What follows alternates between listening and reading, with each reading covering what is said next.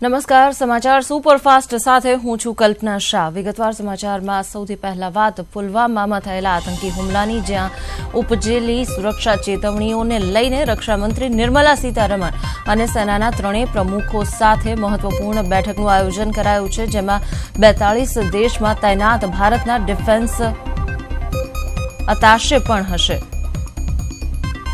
Defence અતાશે વિદેશમાં ભારતીય દૂતાવાસ સાથે જોડાયેલા એ અધિકારીઓ છે કે જેઓ રક્ષા સાથે જોડાયેલા મામલાઓ જુએ છે અને તે એ દેશમાં હોય છે જેમની સાથે આપણા સૈન્ય સંબંધો છે। ડિફેન્સ અતાશેની 2 દિવસ સુધી ચાલનારી આ બેઠક એવા સમયે થવા જઈ રહી છે જ્યારે જમ્મુ કાશ્મીરના પુલવામામાં સીઆરપીએફના કાફલા પર પાકિસ્તાન સ્થિત આતંકવાદી સંગઠન જૈશ મોહમ્મદના આત્મઘાતી હુમલા પછી ભારત અને પાકિસ્તાન વચ્ચે સતત તણાવપૂર્ણ માહોલ વધી રહ્યો છે। આ હુમલામાં સીઆરપીએફના 40 જવાનો શહીદ થયા હતા। કાશ્મીરની કલમ 35A પર ચર્ચા થવા જઈ રહી છે ત્યારે તમામ અલગાવવાદીઓની અટકાયત કરી લેવાઈ છે। 150થી વધુ લોકોની અટકાયત કરાઈ। અત્યારે આ સાથે જ કાશ્મીરમાં અર્ધસૈનિક દળોને એલર્ટ કરી દેવાયા છે। જમ્મુ કાશ્મીરમાં મોકલવામાં આવેલ અર્ધસૈનિક દળની 100 ટુકડીઓની હાજરીમાં સીઆરપીએફની 35 ટુકડી, બીએસએફની 10, આઈટીબીપીની 10 ટુકડીઓનો પણ સમાવેશ થાય છે।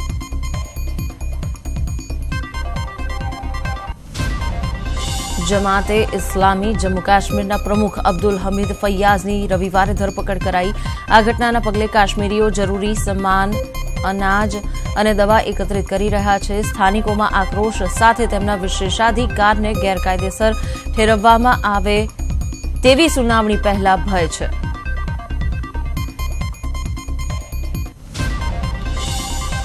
રાષ્ટ્રીય સૈનિક સ્મારક આજે સેનાને સમર્પિત કરવામાં આવશે। પીએમ મોદીના હસ્તે નેશનલ વોર મેમોરિયલનું ઉદઘાટન થશે। દેશના જવાનોના શૌર્ય બલિદાનના પ્રતીક સમાન સ્મારક ₹500 કરોડના ખર્ચે તૈયાર થયું છે, જેમાં તમામ વીર જવાનોના નામ સુવર્ણ અક્ષરથી આલેખાયેલા છે।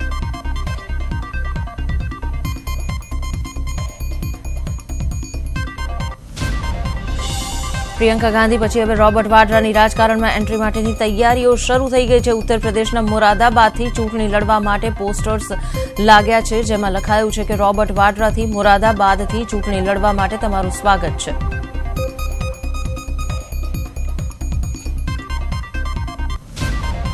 કેપટાઉનમાં પણ પુલવામા હુમલાના શહીદોને શ્રદ્ધાંજલિ આપવા કેન્ડલ માર્ચ નીકળી। કેપટાઉનમાં રહેતા ભારતીયોએ કેન્ડલ માર્ચ કાઢી શહીદોને શ્રદ્ધાંજલિ આપી।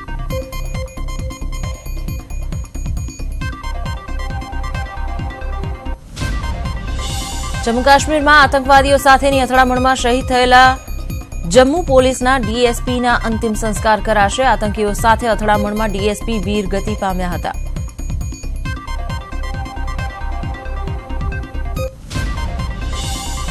પીઆરસી મુદ્દે અરુણાચલમાં સ્થિતિ વણસી છે। બેકાબુ ટોળાએ ડેપ્યુટી સીએમના ઘરને સળગાવી દીધું છે। અરુણાચલ પ્રદેશના 6 આદિવાસી સમુદાયને સ્થાયી નિવાસી પ્રમાણપત્ર આપવાના પ્રસ્તાવનો વિરોધ કરવા બોલાવાયેલ બંધ દરમિયાન રાજ્યના કેટલાક હિસ્સાઓમાં લોકો રસ્તા પર ઉતરી આવ્યા હતા। તેને જોરદાર પ્રદર્શન કર્યું હતું। પરિસ્થિતિને ધ્યાનમાં રાખીને ચૌના મેનને ઈટાનગરના નામસાઈ જિલ્લામાં ખસેડવામાં આવ્યા છે। પોલીસે કરેલા ગોળીબારમાં શનિવારે એક વ્યક્તિનું મોત થયું હતું। નેતાઓએ પણ લોકોને શાંતિ રાખવા અપીલ કરી।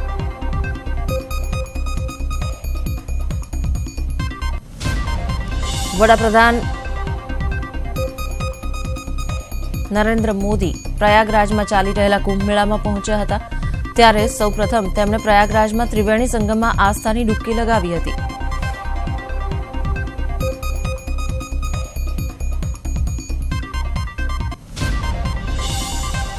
વડાપ્રધાનના આગમન પહેલા સંગમમાં ચાંપતો પોલીસ બંદોબસ્ત ગોઠવવામાં આવ્યો હતો। સમગ્ર કુંભ જાણે પોલીસ છાવણીમાં ફેરવાઈ ગયો હતો।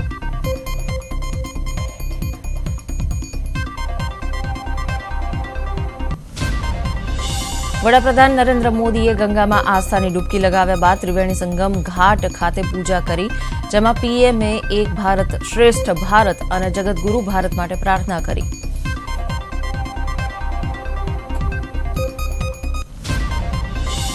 ભારતીય સંસ્કૃતિમાં પહેલેથી જ પ્રકૃતિની નદીઓની પૂજા કરાય છે. એ પૂજાને આગળ ધપાવતા પીએમએ સર્વે સંતુ નિરામયાની કામના કરી.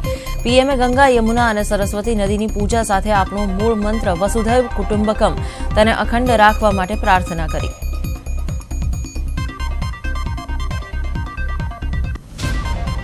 પૂજા પછી પીએમએ ત્રિવેણી ઘાટની આરતી કરી. ત્યારે ઉત્તર પ્રદેશના મુખ્યમંત્રી યોગી આદિત્યનાથ તેમની સાથે હતા. ત્રિવેણીની આરતી સાથે કોટી કોટી દેવતાઓ નરનારાયણને અખંડ ભારતની શાંતિ માટે તેમણે પ્રાર્થના કરી.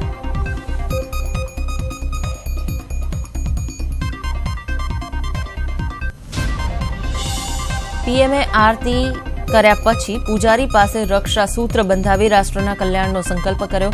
આપણી ભારતીય સંસ્કૃતિમાં પૂજા વિધિ પછી દાન દક્ષિણાનો મહિમા છે. વડાપ્રધાને પૂજા કરાવનાર પૂજારીઓને દક્ષિણા આપી હતી.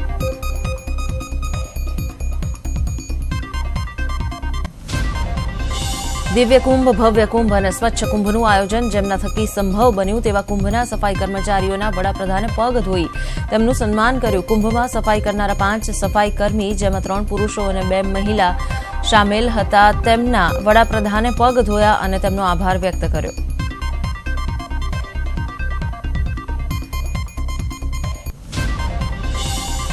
વડાપ્રધાન મોદીએ સફાઈ કર્મચારીઓના પગ ધોયા પછી તેમને એક અંગવસ્ત્ર આપી તેમનું સન્માન કર્યું હતું. કુંભના સ્વચ્છ આયોજનમાં તેમનું બહુ મોટું યોગદાન છે તેમ કહી તેમને સન્માનિત કર્યા. વડાપ્રધાને સમગ્ર દેશ વતી વડાપ્રધાને સ્વચ્છ કુંભ માટે સફાઈ કર્મચારીઓનો આભાર માન્યો.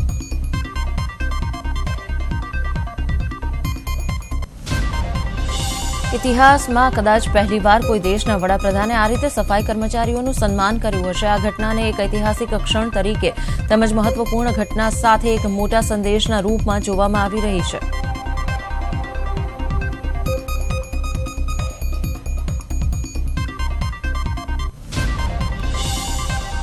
ભારત પાકિસ્તાન વચ્ચે તણાવપૂર્ણ માહોલ ઉભો થતા હવે ભારતના વેપારીઓએ પાકિસ્તાન પર સર્જિકલ સ્ટ્રાઇક કરી છે. પાકિસ્તાન સાથેના તમામ વેપારીઓના સંબંધો કાપી દેવાયા છે.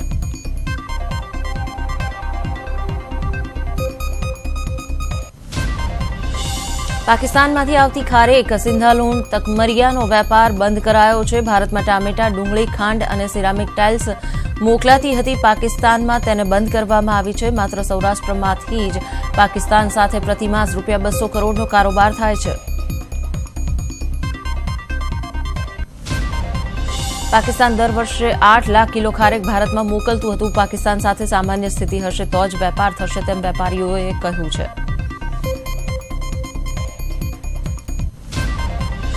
ભારતના દરેક નાગરિક ઈચ્છે છે કે ચૂંટણી ના થાય તો ચાલશે, પણ પીએમ અને મોદી સરકાર પાકિસ્તાન પર હુમલો કરી દે. દેશના નાગરિકો લડાઈ માટે તૈયાર છે, પણ ભારત પાકિસ્તાનની લડાઈ છેડાઈ જાય તો માત્ર પાકિસ્તાનને નહીં, ભારતને પણ ઘણી નકારાત્મક અસર થઈ શકે તેમ છે. પુલવામામાં થયેલા આતંકી હુમલામાં શહીદ થયેલા જવાનોના પરિવારજનોને દિલાસો પાઠવવા સાથે ભારતીય ટીમના કેપ્ટન વિરાટ કોહલીએ ભારપૂર્વક કહ્યું કે ટીમ ઇન્ડિયાની લાગણી દેશ સાથે છે. વર્લ્ડ કપમાં પાકિસ્તાન સામે રમવાનો મામલો કેન્દ્ર સરકાર પર છોડી દેવાયો છે. સરકાર જેમ કહેશે તેમ તેઓ કરશે. જમ્મુ કાશ્મીરમાં આર્ટિકલ 35A ને રદ કરવા સુરતના પુષ્પેન્દ્ર કુલશ્રેષ્ઠે સુપ્રીમ કોર્ટમાં અરજી કરી છે, જેના પર સુનાવણી આજે છે. ત્યારે સુરતમાં યોજાયેલા એક સેમિનારમાં પુષ્પેન્દ્ર ઉપસ્થિત રહ્યા હતા. આ સમયે પુષ્પેન્દ્ર કુલશ્રેષ્ઠે કહ્યું કે આર્ટિકલ 35A હટાવવા સાથે જ આતંકવાદીઓને મોટું નુકસાન થશે. તેમણે કહ્યું કાશ્મીરી હિન્દુઓને હજુ સુધી નાગરિકતા નથી મળી, પરંતુ રોહિંગ્યા મુસ્લિમોને નાગરિકતા આપી દેવાઈ છે.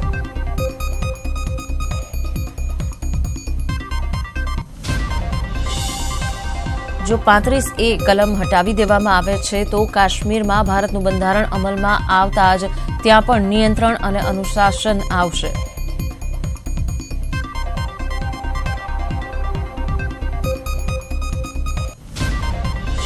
પાકિસ્તાનની નાપાક ફાયરિંગનો જવાબ આપતો એક વિડીયો સામે આવ્યો છે. પાકિસ્તાન હસ્તકના કાશ્મીરના ચકોઠી સેક્ટરમાં નાપાક ફાયરિંગ થઈ રહ્યું હતું, જે ઉરી સેક્ટરની બિલકુલ નજીક છે. જો કે ભારતીય સેનાએ આ ફાયરિંગનો વળતો જવાબ પણ આપ્યો. અરવલ્લીના મોડાસાના ખંભીસર ગામે પલક અને અક્ષયના લગ્નમાં શહીદોને શ્રદ્ધાંજલિ અપાઈ. પુલવામાના શહીદ જવાનોને લગ્નના ફેરા ફરતા પહેલા લગ્ન મંડપમાં નવદંપતિ સહિત જાનૈયાઓએ મૌન રહીને શ્રદ્ધાંજલિ આપી.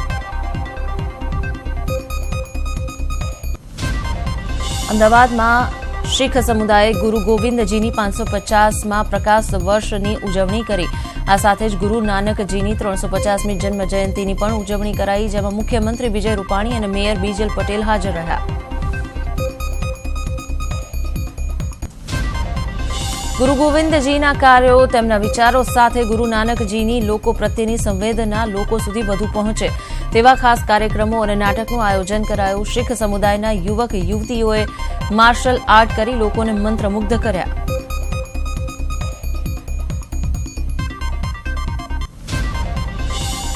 ખેડાના વડતાલ સ્વામિનારાયણ મંદિરમાં ગુજરાત, મહારાષ્ટ્ર અને રાજસ્થાનના 73 કલા રસિકોનું એક પ્રદર્શન આયોજિત કરાયું. શ્રી હરિ શ્રી સહજાનંદ સ્વામીએ તેમના કાર્યકાળમાં વડતાલમાં જે કંઈ શ્રીહરિની યાદો છે તેને વોટર કલરથી આબેહૂબ ચિત્ર દોરી સહજાનંદ સ્વામી મહારાજ પ્રત્યે તેમની શ્રદ્ધા વ્યક્ત કરી.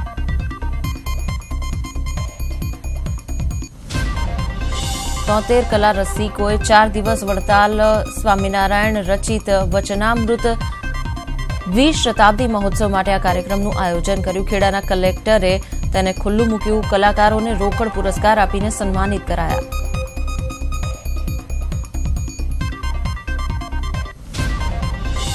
શાળાઓમાં આજથી 3 દિવસ રાજ્યની શાળાઓનું મોનિટરિંગ થશે. શિક્ષણની ગુણવત્તા તપાસવા શાળાઓ અને વર્ગખંડોની તપાસ થશે. સ્ટેટ મોનિટરિંગ ટીમની રચના કરાઈ છે. આ માટે આ ટીમ શાળાની સ્થિતિના ચિતારનો રિપોર્ટ રજૂ કરશે.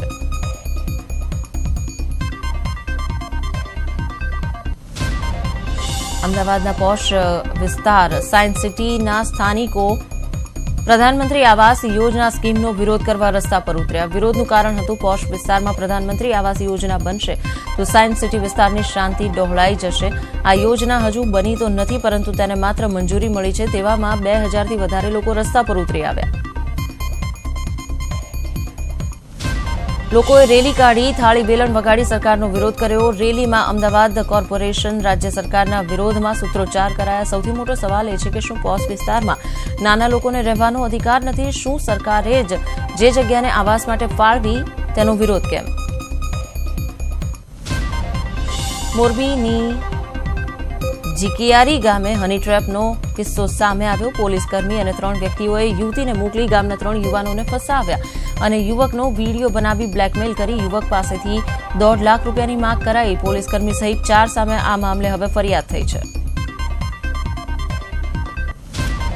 ડાંગના સુબીર પીપલ દહાડને જોડતા રોડના કામકાજમાં ભ્રષ્ટાચાર જોઈ ગામ લોકોએ કામકાજ અટકાવી દીધું. આશરે 3 કરોડથી વધુના ખર્ચે 15 કિલોમીટરના આ રોડના કામકાજમાં અધિકારીઓની બેદરકારીને કારણે પરિસ્થિતિ એ છે કે વાહનો અહીંથી પસાર થાય ત્યારે મેટલ નીચેથી ધૂળ હાથમાં આવી જાય છે. યોગ્ય રીતે કામકાજ નહીં થાય તો સ્થાનિકોએ ચક્કાજામની ચીમકી ઉચ્ચારી છે.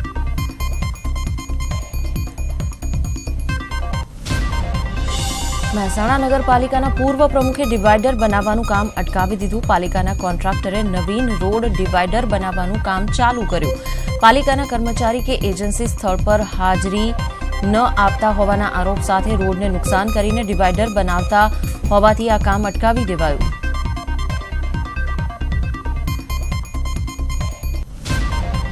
પોરબંદરમાં સુજલામ સુફલામ યોજના હેઠળ સાંદીપની આશ્રમ પાછળ અનુશ્રવણ તળાવને ઊંડું ઉતારવાની કામગીરીનો સરદાર પટેલ સહભાગી સિંચાઈ યોજનાના ચેરમેન બોગરાએ પ્રારંભ કરાવ્યો. સાંદીપની વિદ્યાનિકેતનના પૂર્ણ સહયોગથી આ તળાવને ₹7,95,000ના ખર્ચે 26,500 ઘન મીટર ખોદાણ કરીને 10 એપ્રિલ સુધીમાં બનાવી દેવામાં આવશે.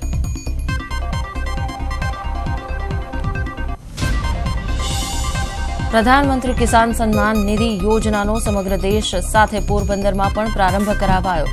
2 હેક્ટરથી ઓછી જમીન ધરાવતા 60,000થી વધુ ખેડૂતો પૈકી 37,000 જેટલા ખેડૂતોની ડેટા એન્ટ્રી સંપન્ન કરી દેવાઈ. ડેટા એન્ટ્રી સંપન્ન થયેલા ખેડૂતોના ખાતામાં ₹2,000 જમા કરાવાયા. રાજ્યમાં સિઝનલ ફ્લૂનો કેર યથાવત છે. રાજકોટ સહિત સૌરાષ્ટ્રમાં સિઝનલ ફ્લૂએ હાહાકાર મચાવેલો છે. સિઝનલ ફ્લૂને કારણે 3 લોકોના મોત રાજકોટમાં થયા, જેમાં 2 પુરુષ અને 1 મહિલા છે. અત્યાર સુધી સૌરાષ્ટ્રમાં સિઝનલ ફ્લૂને કારણે કુલ 56 લોકોના મોત થઈ ચૂક્યા છે.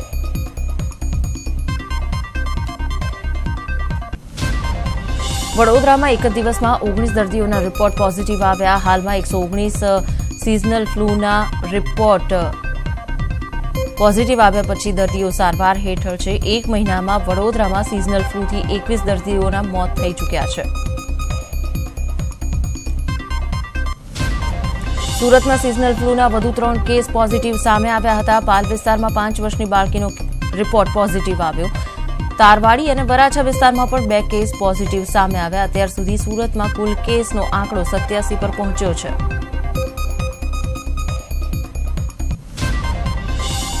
બનાસકાંઠાના ધાનેરાના ધાખા ગામે 2 બંધ મકાનમાંથી 2 લાખના દાગીનાની ચોરી થઈ. ચોરી કરીને જતા 5 વ્યક્તિઓ સીસીટીવીમાં કેદ થઈ ગયા, જેના આધારે પોલીસે તપાસ હાથ ધરી છે.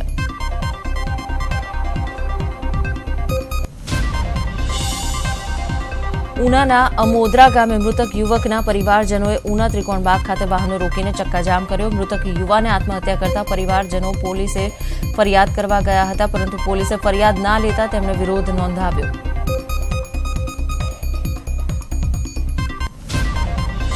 ગાંધીનગરના છત્રાલમાં સ્ટેટ મોનિટરિંગ સેલે દરોડા પાડ્યા. 600 બોટલ વિદેશી દારૂ તેમણે જપ્ત કરી લીધો. પોલીસે આ મામલે વધુ તપાસ પણ શરૂ કરી છે.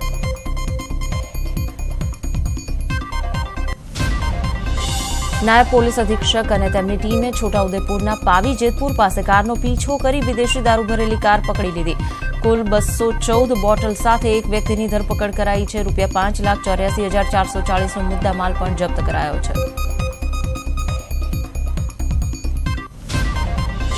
બનાસકાંઠામાં નેનાવા ચેકપોસ્ટ પરથી દારૂ પકડાયો. બીએસએફની હરાજી કરેલી ગાડીમાં વિદેશી દારૂ પકડાયો. નિવૃત્ત બીએસએફ જવાનની ગાડીમાં લવાતો હતો વિદેશી દારૂ. પોલીસે બીએસએફના કપડાં પહેરેલા 2 વ્યક્તિઓને પકડી લીધા.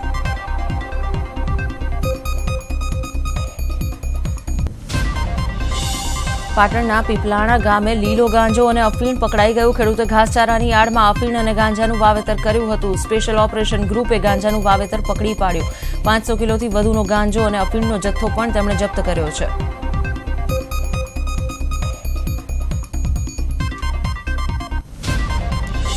સુરત જિલ્લા સ્પેશિયલ ઓપરેશન ગ્રુપે બનાવટી ભારતીય ચલણી નોટ સાથે એક વ્યક્તિની ધરપકડ કરી. ₹100ના દરની 500થી વધુ ચલણી નોટ, નકલી ચલણી નોટ તેની પાસેથી મળી આવી.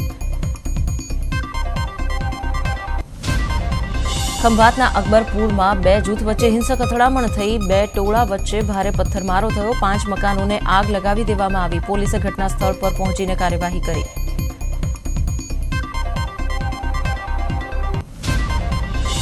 એલઆરડી ઉમેદવારની પ્રેક્ટિકલ પરીક્ષા લેવામાં આવશે. અમદાવાદના શાહીબાગ હેડક્વાર્ટર ખાતે પરીક્ષા લેવાશે. પરીક્ષા માટે ખાસ અધિકારીઓને જવાબદારી સોંપાઈ છે. ગત મહિને એલઆરડીની લેખિત પરીક્ષા લેવાઈ હતી.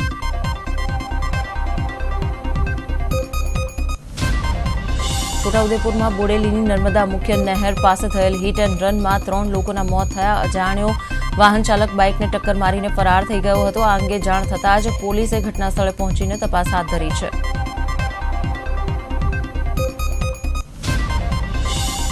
મહુવાના વાંગર નજીક અજાણ્યા વાહને પરિવારને અડફેટે લીધો. અકસ્માતમાં બાળકીનું ઘટના સ્થળે જ મોત થઈ ગયું. બાળકીના પિતાને ગંભીર હાલતમાં ભાવનગર હોસ્પિટલમાં ખસેડાયા હતા.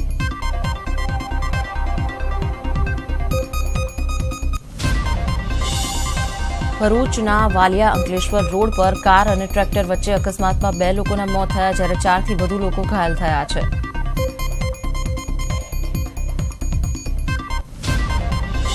કેશોદ જૂનાગઢ રોડ પર બસ અને બાઇક વચ્ચે ગમખ્વાર અકસ્માતમાં 2 વ્યક્તિના મોત થયા. અન્ય એક વ્યક્તિ ઇજાગ્રસ્ત થઈ, જેને સારવાર માટે હોસ્પિટલમાં ખસેડાઈ.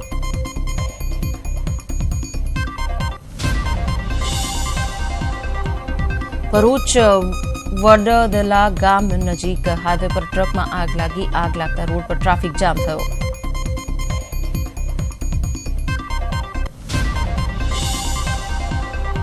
ખેડૂતોની આવક વધારવા ભૂગર્ભ જળમાં વધારો કરવાના હેતુથી અરવલ્લીના મોડાસા ખાતે ભાજપના કાર્યવાહક આઈ.કે. જાડેજાના હસ્તે પ્રધાનમંત્રી કિસાન સન્માન નિધિ અને સુજલામ સુફલામ જલ અભિયાનનો પ્રારંભ કરાવાયો.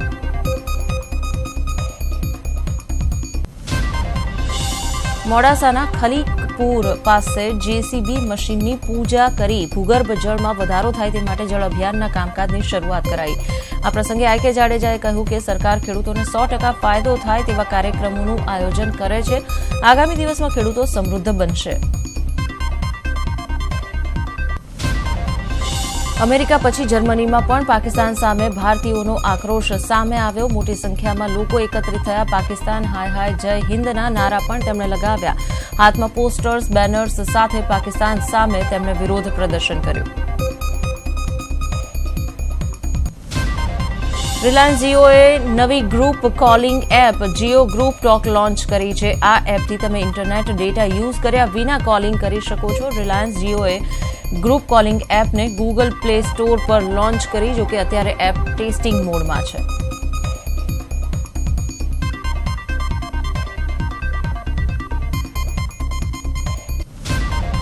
જૂનાગઢમાં દર વર્ષે ભવ્ય રીતે યોજાતા શિવરાત્રીના મેળામાં આવતા સાધુ સંતોમાં દેશદાજ જોવા મળી. પુલવામામાં થયેલા આતંકી હુમલામાં શહીદ થયેલા જવાનોના પરિવારજનોને સાધુ સંતોએ ભગવાન ભવનાથ ને જળાભિષેક કરીને પ્રાર્થના કરીને શ્રદ્ધાંજલિ આપી. કંઈ પણ ધનરાશિ આવે તે શહીદોના પરિવારજનોને આપવાની તેમજ તેમના પરિવારને નોકરી મળે તેવી રજૂઆત કરવાનો પ્રસ્તાવ સાધુ સંતોએ એક મીટિંગમાં લીધો. એટલું જ નહીં, શિવરાત્રીના કુંભ મેળાની શરૂઆતમાં રવેડી કે નગર પ્રવેશમાં બેન્ડ બાજાનો ઉપયોગ નહીં કરાય.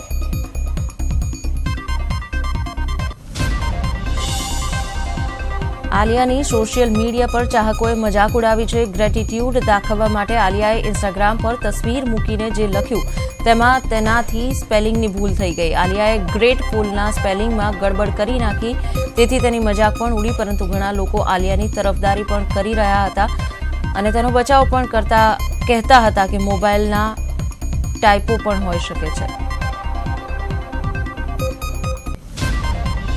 સંજય લીલા ભણસાલી અને સલમાન ખાન 19 વર્ષ બાદ ફરી રૂપેરી પડદે સાથે કામ કરવાના છે. ભણસાલીએ આગામી ફિલ્મમાં સલમાનને સાઇન તો કરી લીધા છે. બોલિવૂડમાં ચર્ચા છે કે આ ફિલ્મની હિરોઈન દીપિકા પાદુકોણ હશે, કારણ કે દીપિકા પાદુકોણ ભણસાલીની માનીતી અભિનેત્રી છે.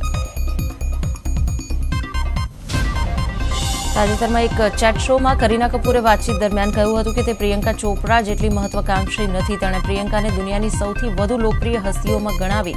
કરીનાએ કહ્યું હતું કે મને હોલિવૂડમાં જવાની જરા પણ ઈચ્છા નથી. મને બોલિવૂડ છોડીને હોલિવૂડમાં કામ કરવામાં સહેજ પણ રસ નથી. મારો પરિવાર, મારો પ્રેમ, મારો પુત્ર બધું જ ભારતમાં છે.